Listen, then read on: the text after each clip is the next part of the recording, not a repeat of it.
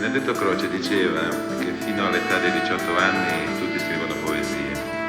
Dai 18 anni in poi rimangono a scrivere le due categorie di persone, i poeti e i cretini.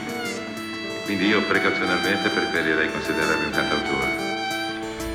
Io scrivo di persone che hanno tentato, anche in maniera abbastanza balorda, al di fuori delle leggi scritte, di riuscire a trovare la loro libertà, che certe volte può contrastare, certe volte addirittura contrasta necessariamente con quelle che sono le leggi scritte.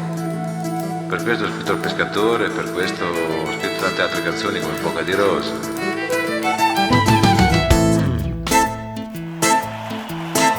La chiamavano Bocca di Rosa, metteva l'amore, metteva l'amore. La chiamavano Bocca di Rosa, metteva l'amore sopra ogni cosa. Appena scesa dalla stazione del paesino di Sant'Ilario, tutti si accorsero con uno sguardo che non si trattava di un missionario. C'è chi l'amore lo fa per noia, c'è chi lo sceglie per professione. Bocca di Rosa nell'uno nell'altro, lei lo faceva per passione.